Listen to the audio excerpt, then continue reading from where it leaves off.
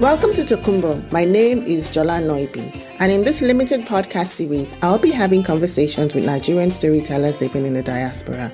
We will talk about the stories they tell, the way the stories are told, the way the stories are received, and so much more. Welcome to Tokunbo.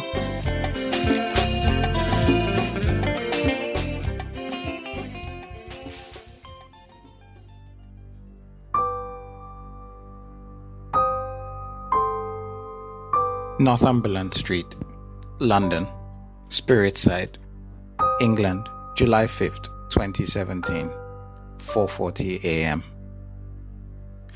So, there he was, barely conscious in the back of a black cab being driven down the Haymarket Road on the Spiritside of London by a man who died 70 years ago, when Norma finally told Shigidi that she loved him. He would have laughed if he wasn't already half past dead.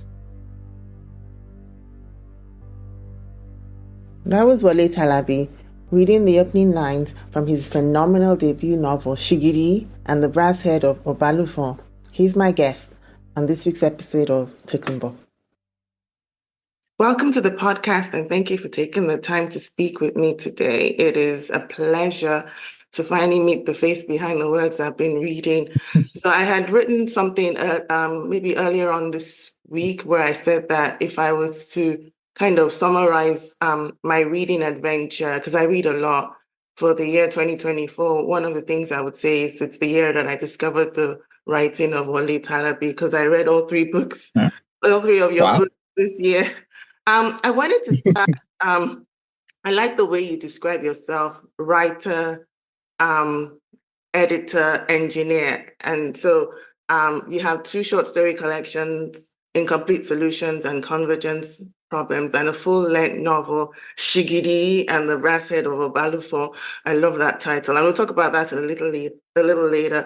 But you have a background in engineering, and there is a saying that a bit of the baker's sweat finds its way into the bread. I think when I read your stories, because I'm not a scientist, your engineering background is quite evident. And so I'd like to kick off our conversation by asking you how your writing journey started and how you were able to infuse your engineering and your science background into your writing.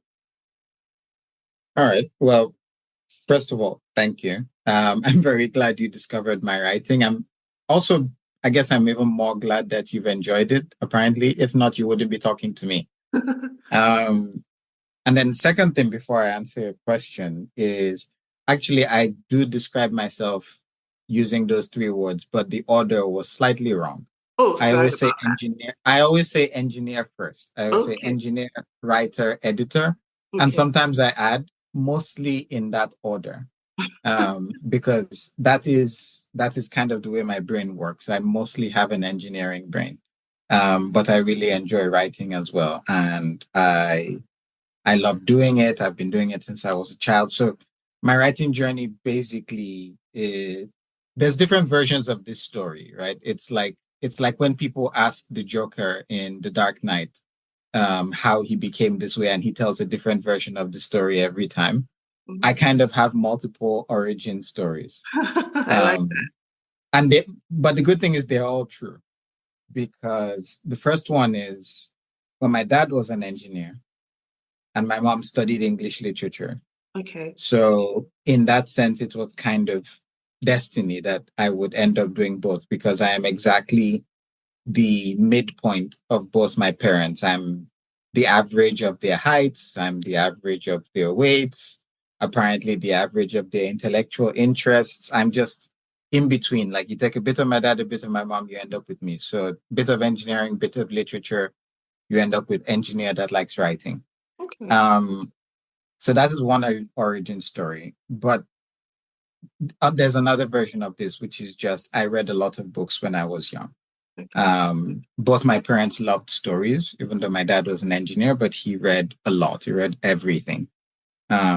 Encyclopedias, textbooks, almanacs, bibliographies, biographies, everything. And we had a reading room in the house. I won't call it a library because it was just like a guest room that they put lots of books in. And when I was young, I would just go there and read everything. And I didn't understand 90% of what I was reading, right? You're reading the encyclopedia, you don't know anything about cosmology, archaeology, mythology, but it's fascinating. Yes, it is. And it was very fascinating to me, and that fascination stuck. And especially when I discovered literature, I really fell into these worlds, this way of describing different emotional states of being, different ways of living, different places that I had never visited or even thought about before. And it just kind of captivated my very young mind. So right from when I was maybe 6, 7, I started trying to write my own stories, right? Because one of the things I say sometimes is I think every writer is just a reader that has graduated. I love that. We're all readers. We all started reading. No one writes who doesn't love to read, and if they do, they're a fraud. So we all love reading, and we probably all started the same way, and that's kind of how I started. So I mostly wrote for myself. And I guess when I was 14, 15 or so, my interest in stories generally changed into an interest in film. So there was a period of my life where I actually didn't want to be a writer. I wanted to be a film director. And that explains why your descriptions are so vivid in your writing, because it's funny you said that, because when I'm reading your writing, I see it kind of like a movie reel in my brain. I mean, that happens naturally when you're reading anything, but that's interesting. So are you still interested in being a film? I think so. I think my reference for how I think of stories is still primarily movie-like. Like I visualize the story playing out as a movie. And I pick different points of view, different, I can almost visualize character angles. Where am I describing things from visually? What is the audience seeing at this point in time? What music is playing in the background? All of that comes into play. So I still have a lot of that. And, maybe I'd be interested in doing that again. But in my early 20s, my interest shifted back from thinking of being a film director to back to writing. And this was after my parents died. And I came back to writing. Thank you. So I came back to writing kind of as a way of processing what had happened, because they both died the same year, 6 months apart. So it was a dramatic year, let's say. I can imagine. And yeah. No, sorry, I interrupted you. Please go on. No, I was just saying writing was kind of my way of processing a lot of what had happened. I was writing about my dad, about my mom, and I started just writing stories generally. And there was this community of bloggers in Nigeria at the time. This was 2009 to about 2013. That time period was a very active bloggy period in Nigeria. There were very famous blogs everywhere. I had my own blog, and people noticed some of what I was writing, and people seemed to enjoy it. So I ended up writing for a friend's blog, which was bigger than mine, called the Toolsman's blog, that eventually became the website called The Naked Convos. And that's kind of, I was writing fiction for them, along with a few other people, including Pemi Aguda, a few other people that have gone on to do, more writing related things. And it was just kind of there that I was writing for them every week. I was coming up with a new story, and I kind of learned by doing. And all my stories I always leaned towards having a speculative fiction bent. Bit of fantasy, a bit of science fiction, just because that's where my natural interests lie. I love those kinds of stories, always have.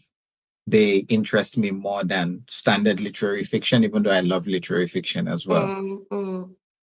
And eventually I, kept writing on blogs and decided to try to sell stories to magazines, and they picked it up. And I just haven't looked back from there. Yeah, I've just been selling stories, and eventually last year, novel. Yes, and I want to talk about the novel in a minute, but this is such an interesting origin story. I think in listening to you talk about your trajectory, one thing that comes to mind is something I read a few months ago where it says an amateur it's more like a professional writer is an amateur who kept at it.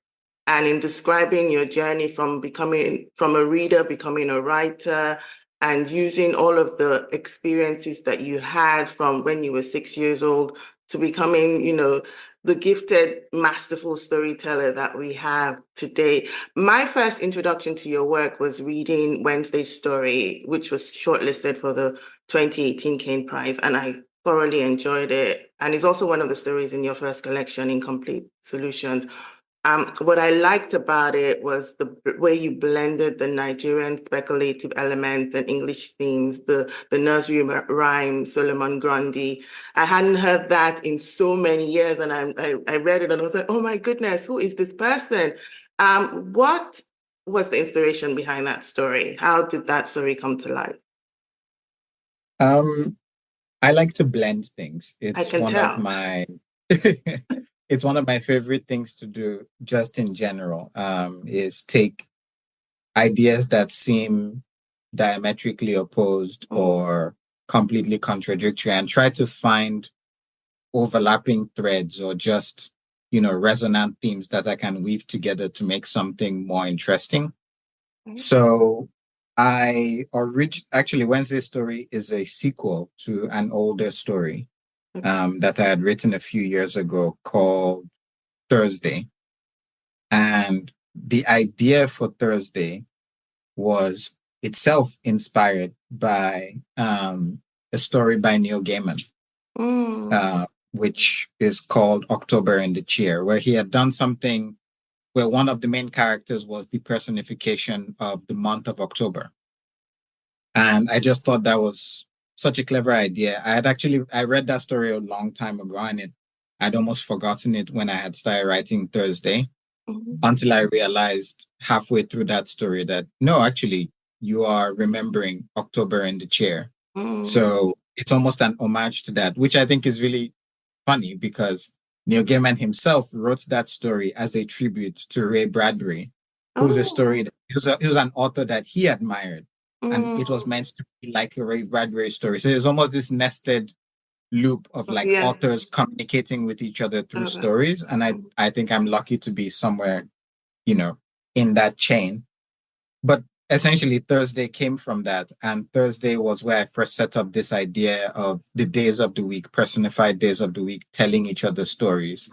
And these stories are the stories of us, of humans.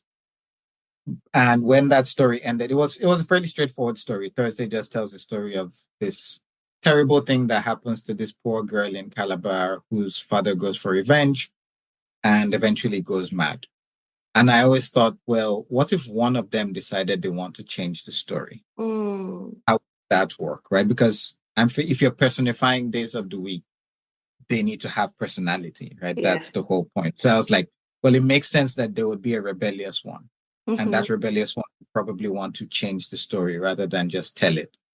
So that's where my mind started turning. And then I think someone mentioned to me that it would be interesting to, link it to the idea of Solomon Grundy, which actually mentions the days of the week. Using Solomon Grundy, different things happen to him on different days of the week. So my mind started turning in that direction. And I eventually jumped at it. I just started writing it to see where it would go. And there were all these ideas coming in to my head when I was writing. I was thinking of stories I had read in other places. So within that story, there's other stories. As Wednesday is trying to change the story of Solomon Grundy, she's also telling stories of that one of them is a traditional old Yoruba folktale. Another one is a story that I've seen versions of, everywhere from like Eastern European folklore to Southern African folklore. There's variants of it. So I just wove in stories and eventually decided I wanted to make the story a story about stories and the power of storytelling and how that works. Hey, interesting. I think the most heartwarming and rewarding thing in reading your work is seeing the enormous effort that you have made to preserve the Yoruba culture and bring it into the wider universe of storytelling. I know that in reading Convergence Solutions, there was the sequel to Wednesday's story. And in Dream of Electric Mothers, you made reference to the Council of Oyemesi. You should see me when I'm reading your stories. I'm like, oh, yes, because representation so matters to us. And as a Yoruba girl, I just understand where you're coming from with this. So in Dream of Electric Mothers, you make reference to the Council of Oyemesi, which you hardly ever see. In Ganja, you weave in the folktale of the hunter Ogumu Fuminire. And then I have to add this unforgettable line from The Last Lagosian, in which you describe in such detail a post-apocalyptic Lagos. And you say a crumbling billboard in the distance insisted Eko Onibaje, oblivious to the fact that it already had. I remember reading that and I put the book down and I just started applauding. And I was like, yes, this is what storytelling is about. When you're writing, do you think about the readers and do you find yourself falling into that habit of over-explaining or over-describing certain things that are not part of the mainstream culture? Because I think about the Eko Onibaje, it's one of those things, if you know, you know. But how easy, how effortless is that? Does writing something like that come to you? To be honest, I usually don't think of potential readers when I'm writing. Well, okay, I'll put it a different way. I usually have one potential reader in my mind when I'm reading, and it's basically a clone of myself. Okay. It's a version of myself that has never seen the story before. So I'm essentially writing stories for me.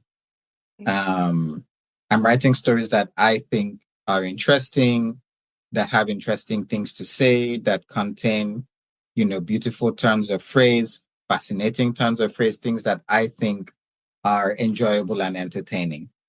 That's usually what I have in mind when I'm writing. Now, during the editing process is where I usually open it up to other people, and I have friends and trusted readers from all sorts of backgrounds that I send some of my stories to early, just to see how it crosses, that barrier from my imagined version of myself reading the story to other people out in the world.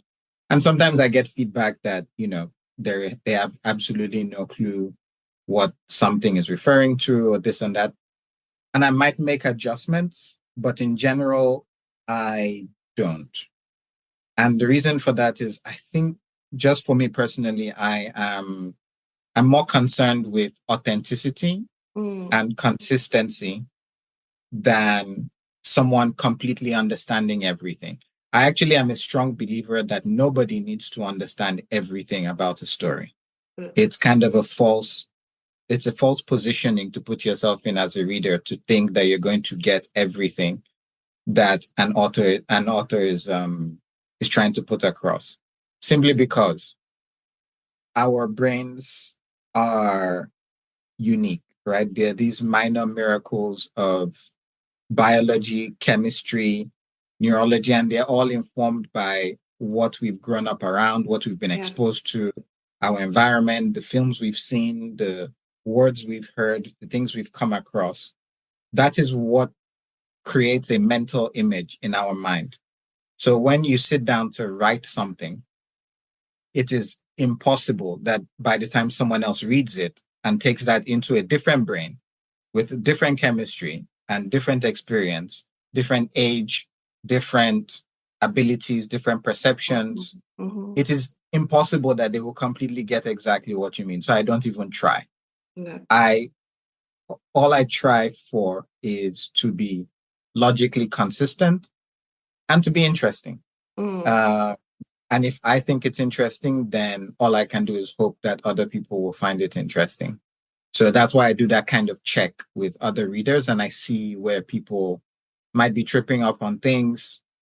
Usually, the things I will change is if I feel like there's not enough context within the story for it to make sense. Like, for example, that line in The Last Lagosian, I don't think anybody needs to be able to speak or understand Yoruba to understand the kind of bitter irony of a billboard saying something that is contradicted by the reality. You don't need to know exactly what they're saying, but you can infer from the story that it's something like our city is great, our city will never be destroyed.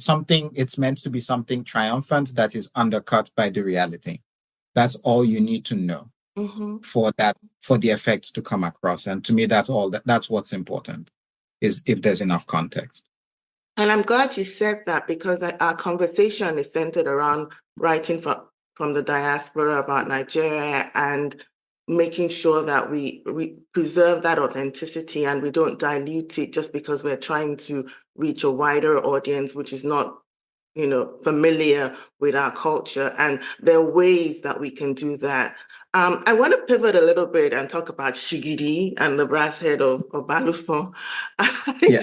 I remember when I was reading the book, I would tell people at every opportunity, do you know the title of the book that I'm reading? And then I'll say Shigidi and the Brass Head of Obalufon, because it's such a striking and dramatic title. But one important thing that I think is embedded in the novel is the interrogation about the theft of artwork from the African continent.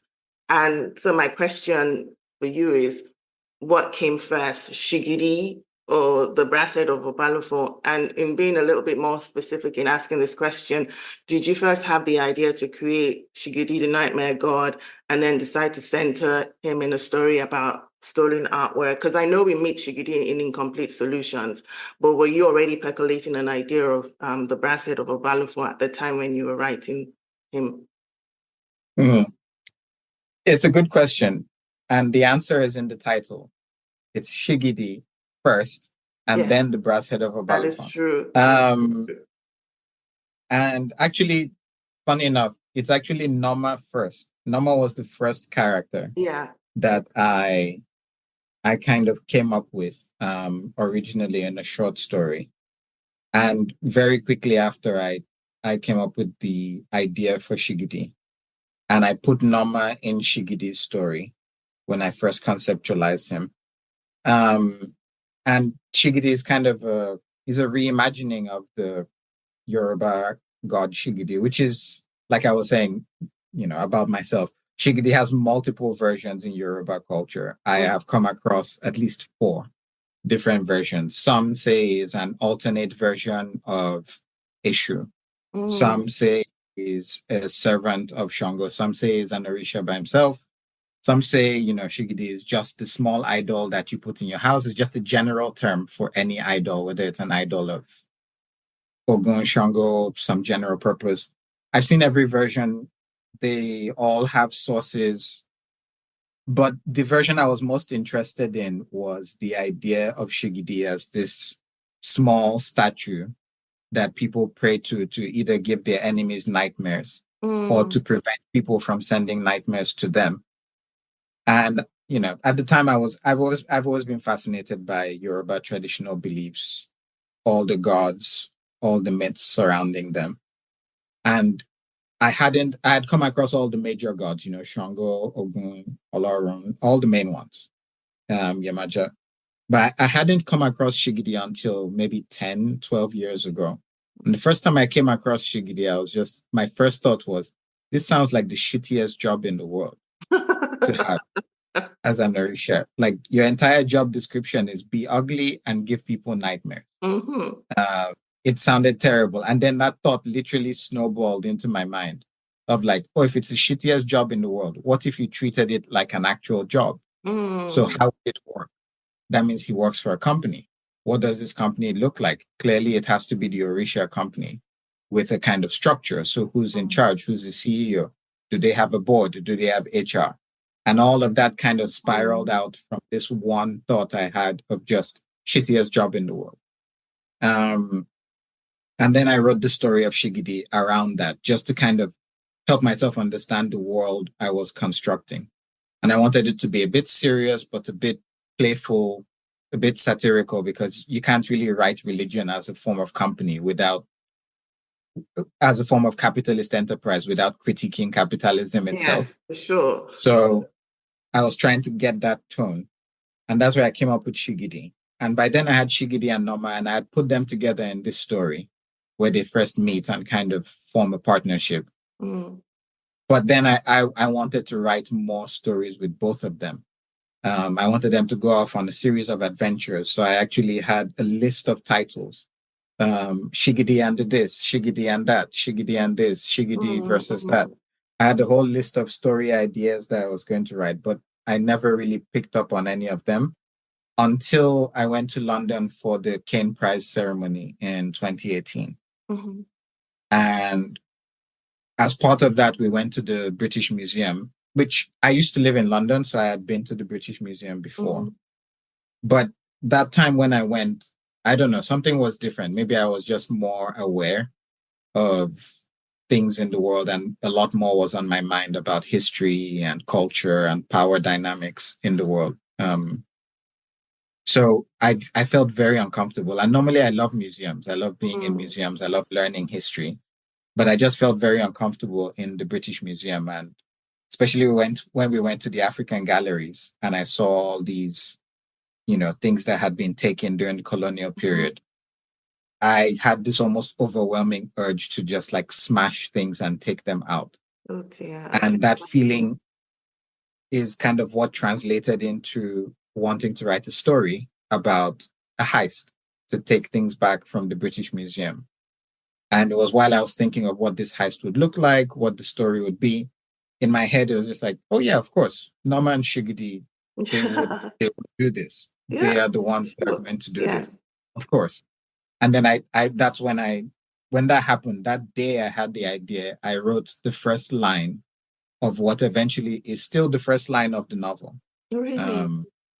Yeah, because I've pictured it in my head as a movie, and I knew the opening scene would be in a car chase. And we would start in media res in the car chase as they've just completed the heist and they're trying to escape, because every heist you have a big escape chase scene. The getaway is very important. There's usually a getaway driver and all of that. So I knew that the story would start there. And yeah, that's how I just snowballed into the novel from there.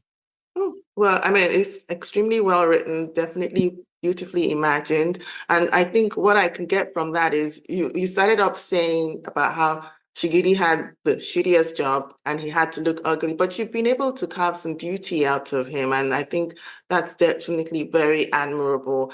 I wanted to also say something about what you said in terms of writing as activism, because I can imagine the visceral feeling that you get when you go into a museum like the British Museum and you know that this is stolen heritage and you don't have, and like you said, the power dynamics. And it's like what someone once said, that the pen as a sword.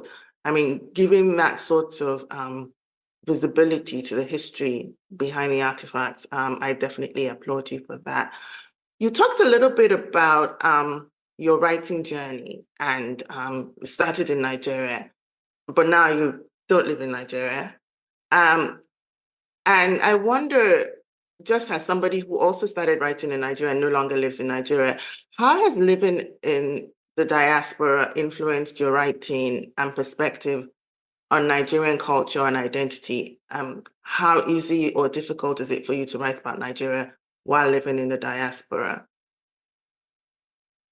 I'm not sure, actually. Okay. So it's an interesting question to me, because even while I was living in Nigeria, I was always a bit of an outsider. In what in sense? In the sense that I'm Yoruba. Both my parents are Yoruba, from Ijebu Ode and Ijebu Igbo. But I was born in Warri, and I never actually learned to speak Yoruba fluently. I understand enough to follow conversations, but I don't speak. Like when I was young, my extended family would speak to me in Yoruba and I would reply in English, and that's how we had conversations. Was in two languages.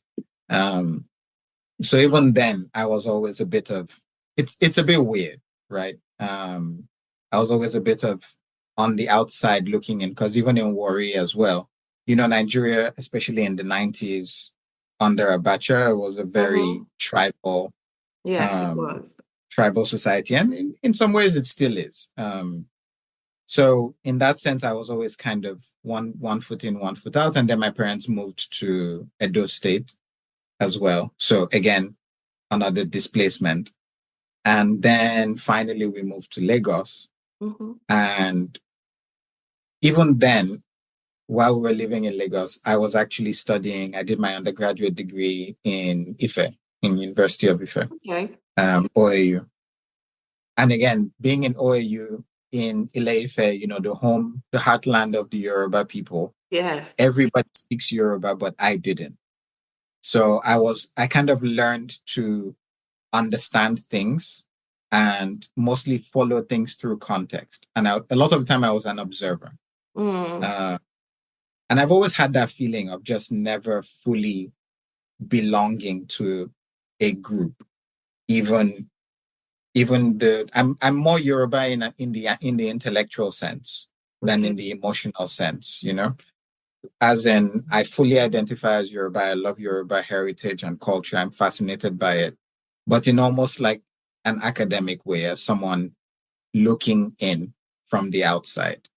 And that's a feeling I've always had since I was a child. It's just with every culture, I've always been looking in from the outside. And then I left Nigeria and I went to the UK, then I was in Mexico, then I was in Malaysia, and now I'm in Australia. And everywhere I go, I'm always looking in from the outside, right? Mm. And observing this new culture that I'm immersed in. So I'm not sure how different my writing would be, whether I was still in Nigeria or not, because that feeling has not changed. I guess the one thing that has changed is there's a sense of immersion that you have when you're living in the culture, even as someone like myself that always felt this kind of mental detachment and like observation from afar. But I was exposed to it every day. I saw it every day. I lived it every day. I heard people speaking Yoruba every day. I saw people performing, traditional rites, went to Owambes, like everything.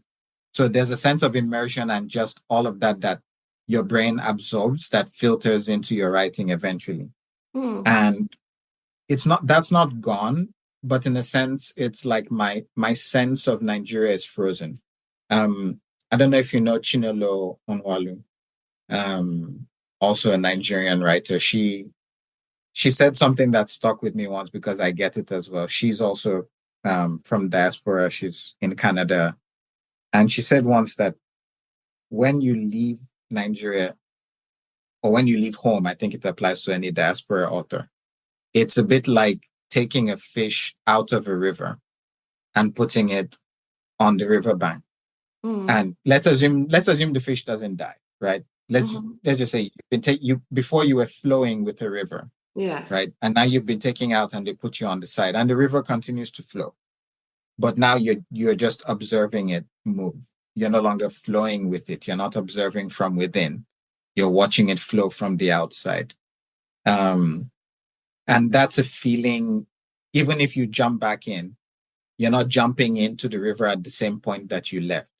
So in a sense, the home that you left you can never go back to it. You are permanently changed. And I get that. Every time I go back to Nigeria, I was there last year for the Ake Arts and Book Festival. Every time I go back, it's like a series of displacements is taking place. It's like I'm being shifted a bit farther and farther out. I'm still observing. I can still see. I still have my memories of what things were like. Things come back to me very quickly, but there's just a bit of a gap, and that gap widens every time I spend, long stretches of time outside the country, and then I go back.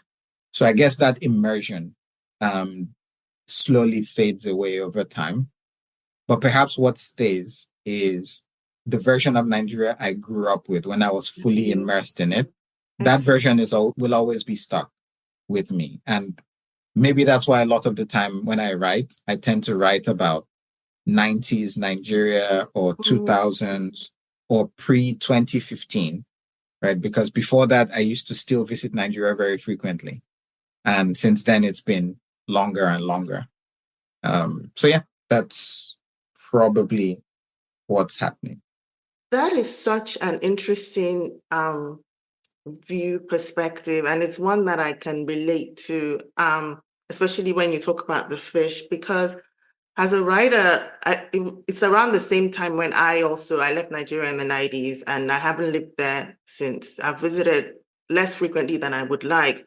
But anytime I'm writing, I don't feel qualified to write about contemporary Nigeria because I haven't lived there. And I said this to people, and they're like, oh, you carry Nigeria in your heart. You should. But because I wouldn't feel that whatever, with the exception of some small, shorter pieces, but longer pieces. For instance, when I lived in Nigeria, they didn't have cell phones. And so when I'm writing about a character talking on a cell phone, I feel, do I even know what I'm saying? But writing is also imagination. So I just, blend and decide, that, let me just do what I have to do to make this writing sound as authentic as possible.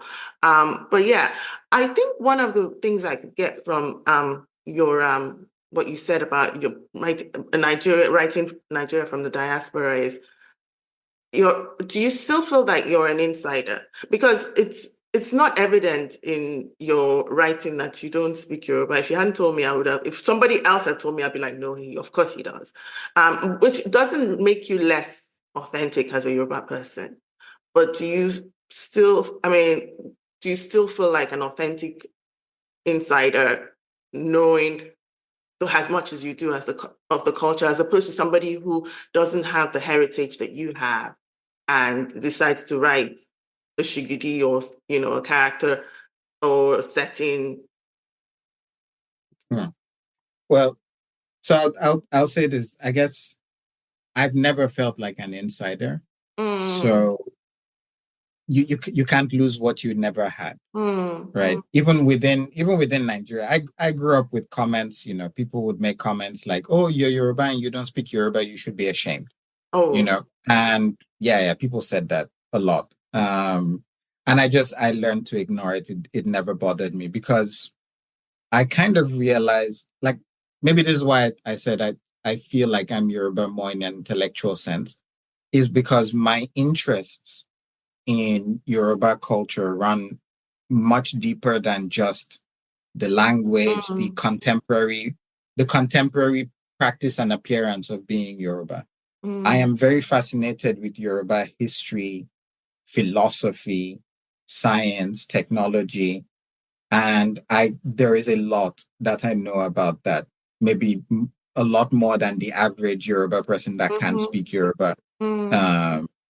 And a lot of that has come through just talking with family, with my dad, especially, who was, a big student of everything. So he told me a lot of things, a lot of research I have done.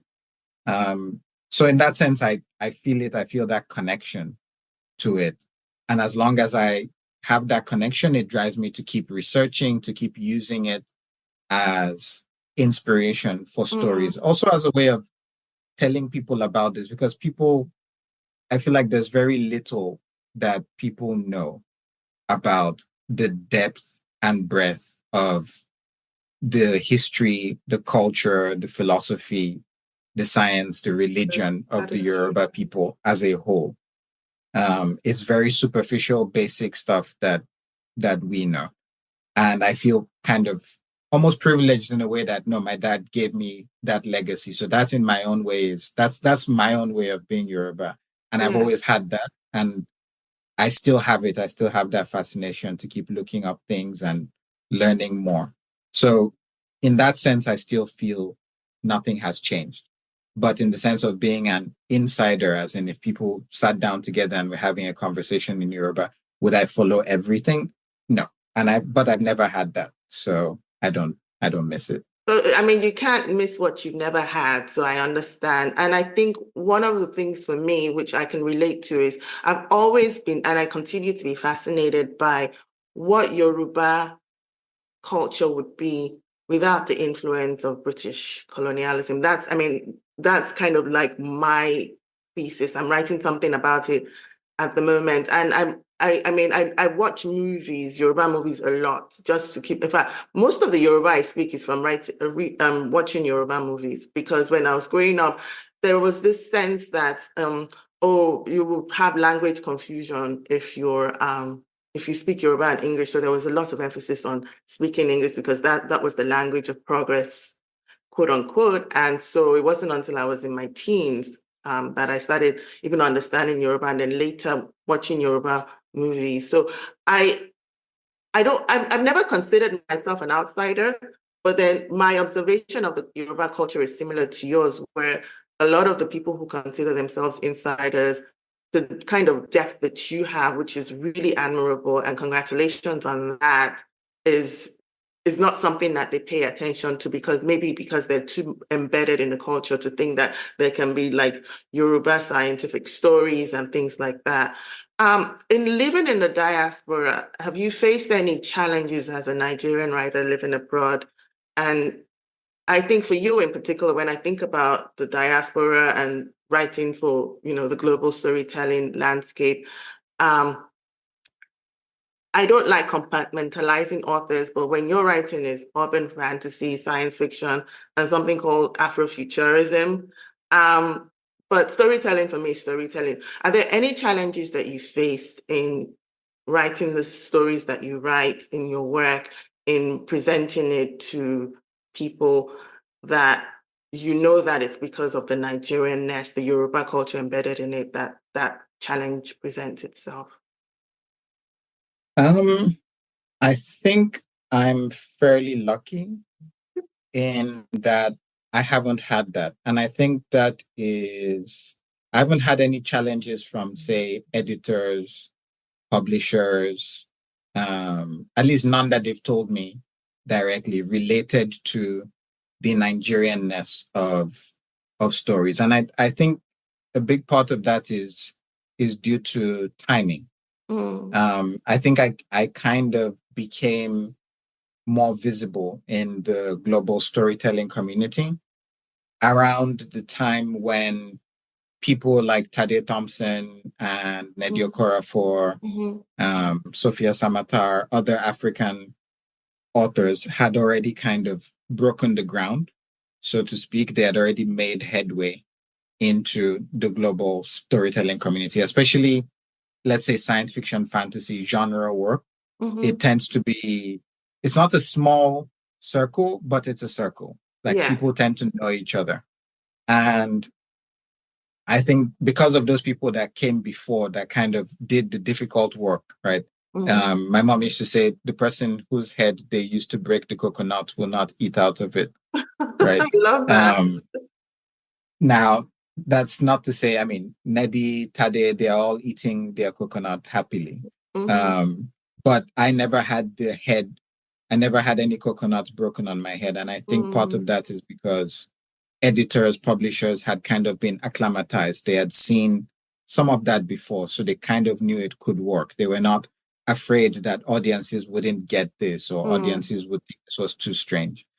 I also think one of the advantages of writing, especially genre fiction, science fiction, fantasy, it's by definition, it's supposed to be strange, right? People, we make up languages, we make up whole cultures. Things are set on distant planets where the physics are completely strange, and you just throw people into the story and they figure it out in context, right? That's the nature of the genre. So I think readers of that kind of story are more willing to work a little bit with something that they're unfamiliar with. True. And so I never had any direct challenges. I did have a few things here and there, like I've seen things like people saying, well, some of the character names in Shigidi, for example, they said, oh, they're too similar, that readers would forget or get them mixed up because there's, Oya, Oba, but not really though. I mean, if people don't mix up Jean and John, why would you mix up Oya and Oba? So some of that stuff, I understand where they're coming from, but I just push back gently and say, you know what? I choose to trust the readers. And I just give a few more context clues about who is doing what. That's not directly linked to the name or anything like that. You have a description and you use that description a few times to reinforce the reader's image in their mind. So little things like that that I've done, but I haven't had any major challenges. I know people that have. Tade Thompson in particular has told me a few, let's say, horror stories. I know, about the kind of publishers. what stories. Yeah, and I can imagine what those would be. So it leads me to my next question. Who are some of the writers that you read and who have influenced your writing over the years? Yeah, this is always a difficult question because especially if you read widely. Yes, and I read very widely. And the problem I always run into with this question is there are only two ways to answer, and both of them lead to failure. One is to give a list that is too short and forget someone that was really influential. Yeah, and one is to go on and on and on and on, and then it's a never-ending list. But I'll try to thread the needle. Maybe I should simplify it a little bit, because I listened to an interview. I mean, you've mentioned Neil Gaiman, and I listened to an interview that you gave, and you had mentioned Cyprian Ekwensi. And I really enjoyed his work, and I wonder what it was about Cyprian Ekwensi. So I'm making it easy for you, so you don't have to. I mentioned the name, so you don't have to mention the name. What is it about Cyprian Ekwensi's work that you would say you enjoyed, and how it influenced your writing? I would say it's a sense of groundedness, but also entertainment. Like his most famous story, which is the one I like the most, right? An African Night's Entertainment. It begins as someone telling a story, right? It begins with that narrative framing of, here I am telling you a story. And then the main character narrates the story of things that have happened. Or you could even take The Passport of Malam Ilya, for example. Also another great example with that same mechanism. And you can see that it is designed to entertain. But within that, the characters don't feel, simplistic. The characters don't feel like cartoon characters. They feel like real people doing real things, even when they contain fantastical elements, right? Like, there's the part of the story where someone says, you can't stab me. I've taken the medicine against death, things like that. I mean, it's basically using a magic spell to prevent himself from being stabbed, but it all takes place in this very realistic, grounded sense.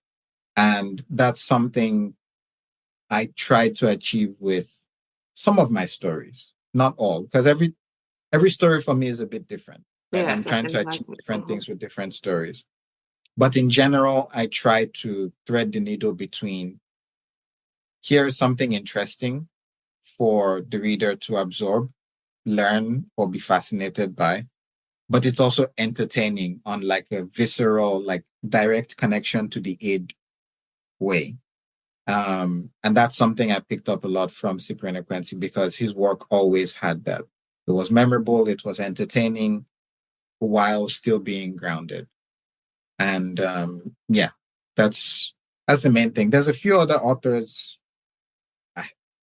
One author I like to mention, just because I wish more people knew about him. So this is me on my one-man campaign to get more people to read his work.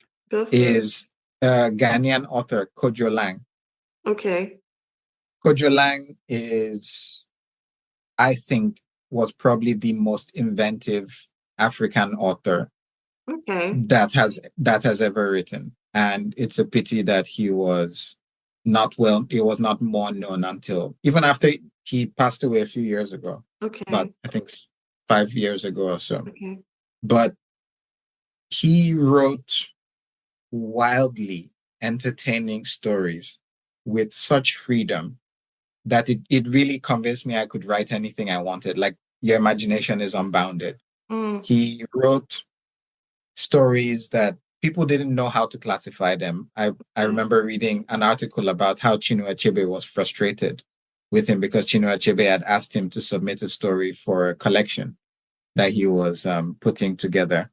And he submitted a wild, unclassifiable story called Vacancy for the Post of Jesus Christ, about someone who falls from heaven claiming to be Jesus Christ into a market in Ghana, doing miracles, auctioning things. It's just wild. My goodness, I love it. It Yeah. is wild, surreal stories. Like his book, Woman of the Aeroplanes, it's impossible to describe.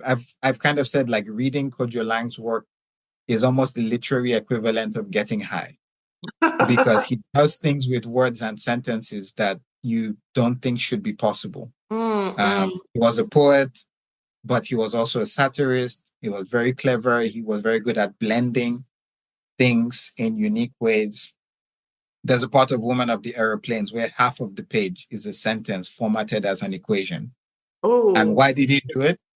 He just because he could, because it was an interesting way to write that part of the story. So yeah, Kojo Lang, I think reading Kojo Lang's work in my early to mid 20s kind of almost freed me from the tyranny of thinking, oh, if I'm writing, everything needs to be like there is a fixed standard, correct way to write. Almost like the way you learn in school. And reading Kojo Lang's work kind of freed me from all that and just said, actually, no, this is the real writing. It's this creative freedom.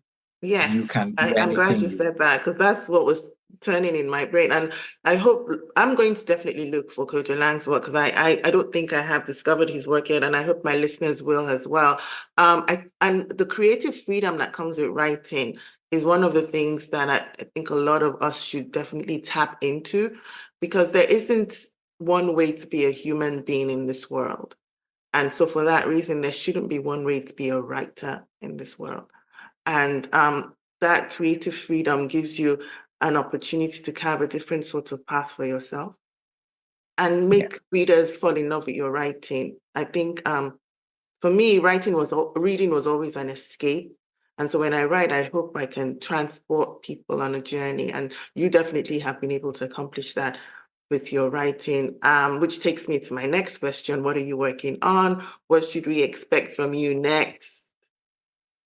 Right. What can you share? What can I share? Okay, so what I can share is this. I have two stories that will be published later this year. Okay.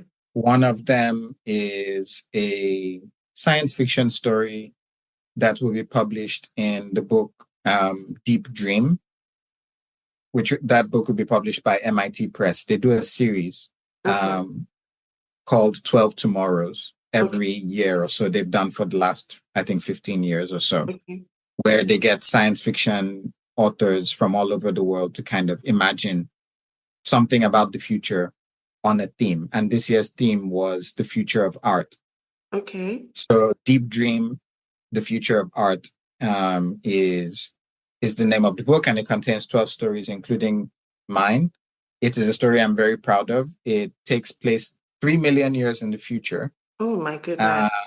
It features sentient planets, AI artists that were created in Nigeria, a lot of very fancy and trippy cosmic physics that I just really threw myself into because I love theoretical physics. And it's one of the most fun things I've written. And since you've read Convergence Problems, the first story in Convergence Problems debut includes it's a story about an AI. Yes, I remember that. Art. Yes. And Encore, which is the name of the story in Deep Dream, is actually a sequel to that.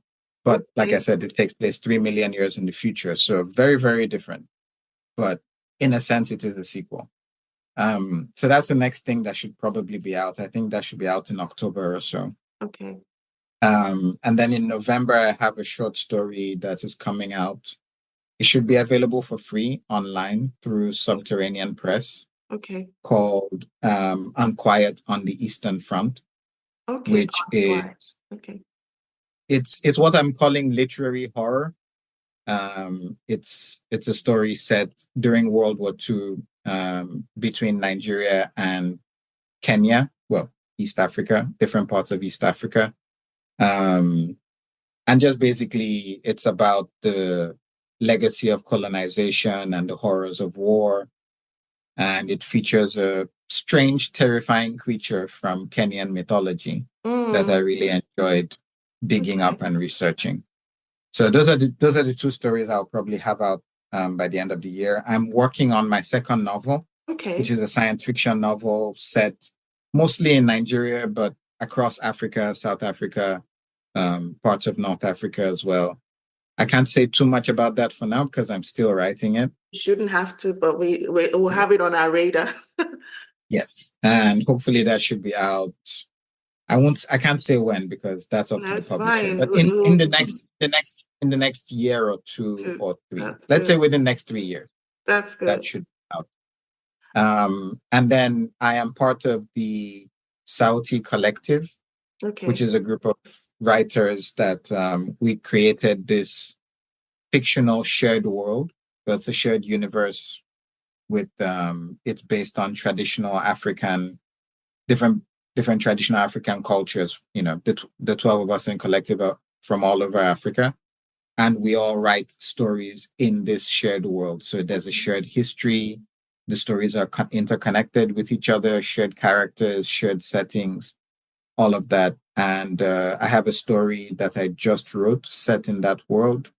And we have an anthology coming out probably end of the year, early next year. So can look out for that, or just look out for other Sauti-verse stories. That's what we call it. Just everywhere. Yes, and I'm sure my listeners will be very much interested in checking those out. One of the things I really enjoy about your writing is the way you recycle your characters. And so we meet Shigidi. I mean, I think Shigidi is one character that has appeared in all of your books. So we meet him first in the Incomplete Solutions, and then we see him and he has his own, prime time in Shigidi and the Brass Head of Obalufon. And then we see him, without giving away too much, we see him in one of your short stories make an appearance. And I remember gasping out loud when I saw him make an appearance. So I'm definitely, I mean, I have to confess that I'm not a tech person. I'm not really drawn to sci-fi, but the way you tell the stories, sometimes I forget that I'm reading sci-fi. It's the storytelling. And so congratulations because I know that you will probably have different varieties of readers. But for me, it's the representation that keeps me going back to your work. And then, characters that I've enjoyed, seeing them reappear in other stories, that's always very enjoyable. I'm asking all of my guests one important question, and there isn't a right or wrong answer to this. What do you miss most about living in Nigeria? My brothers. Okay.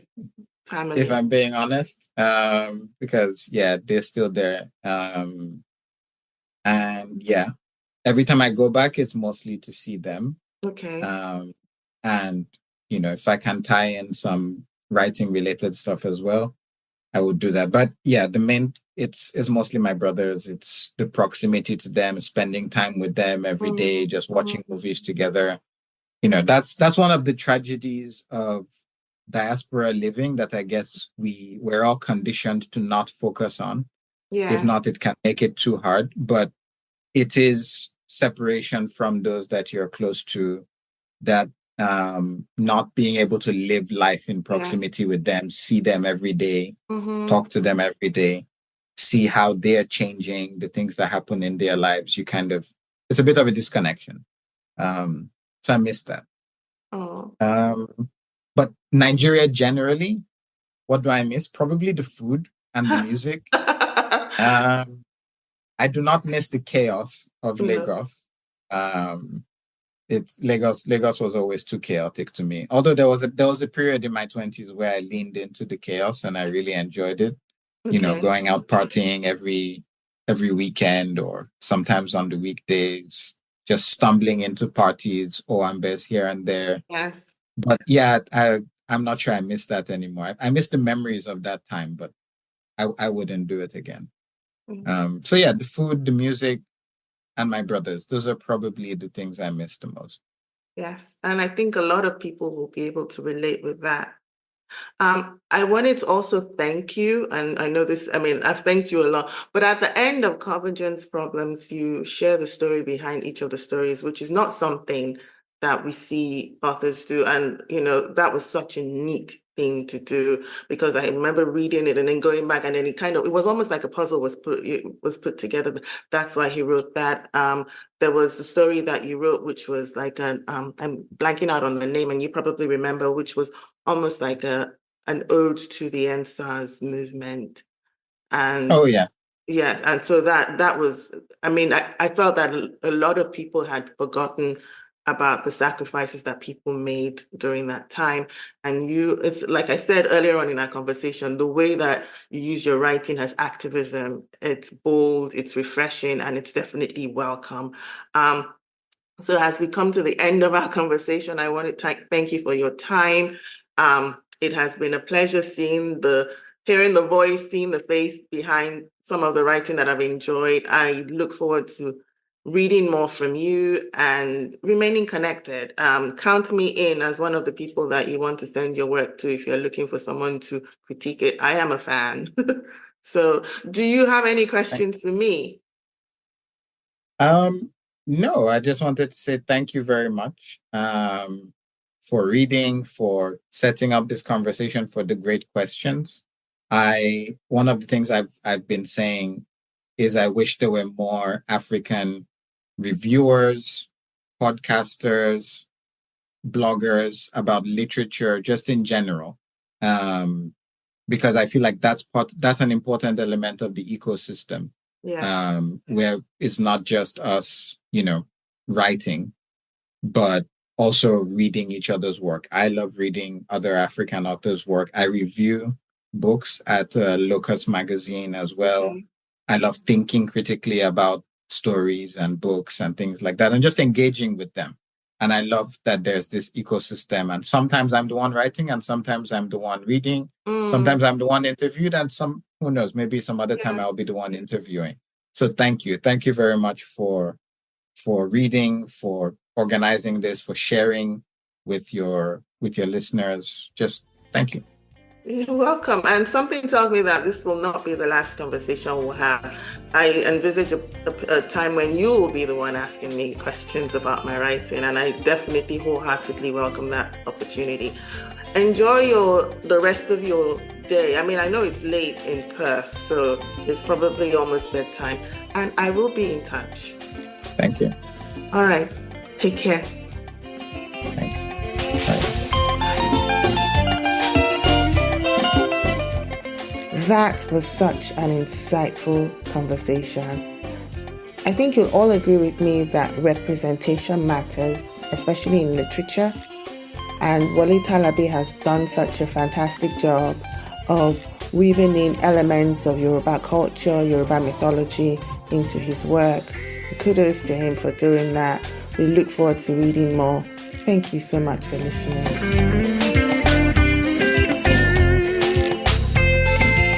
And on the next episode of Tokunbo.